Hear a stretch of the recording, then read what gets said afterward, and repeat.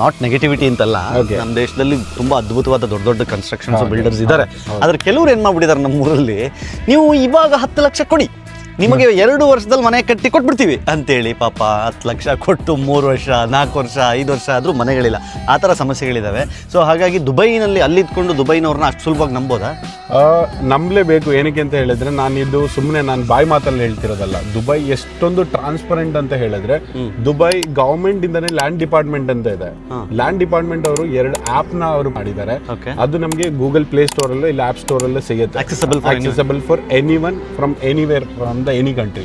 So ಅಲ್ಲಿಂದ download ಮಾಡ್ಕೊಂಡು ನಮಗೆ ಪ್ರತಿಯೊಂದು ದುಬೈ ರೆಸ್ಟ್ ಅಂತ ಇದೆ ಲ್ಯಾಂಡ್ ಡಿಪಾರ್ಟ್ಮೆಂಟ್ ಅವ್ರದ್ದು, ಗವರ್ಮೆಂಟ್ ಸೈಟ್ ಅದು.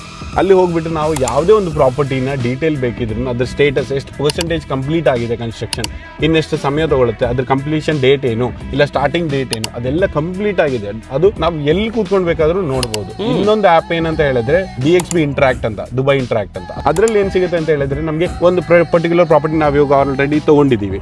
ಆ ಪರ್ಟಿಕ್ಯುಲರ್ ಪ್ರಾಪರ್ಟಿ ರೆಂಟಲ್ ಎಷ್ಟು ಬರುತ್ತೆ, ಮತ್ತೆ ಅದರಲ್ಲಿ ನಾವು ರೀಸೆಂಟ್ ಆಗಿ ಸೆಲ್ ಆಗಿರುವಂತ ಪ್ರಾಪರ್ಟಿ ಅಮೌಂಟ್ ಎಷ್ಟು, ಇವತ್ತು ಬೆಳಗ್ಗೆ ಏನ್ ಸೆಲ್ ಆಗಿದೆ, ನಿನ್ನೆ ಸೆಲ್ ಆಗಿದೆ, ಎಲ್ಲಾನು ಕ್ಲಿಯರ್ ಆಗಿ ಕ್ರಿಸ್ಟಲ್ ಕ್ಲಿಯರ್ ಆಗಿ ನಮಗೆ ಕ್ಲಿಯರ್ ಆಗಿ ಕಾಣಿಸುತ್ತೆ.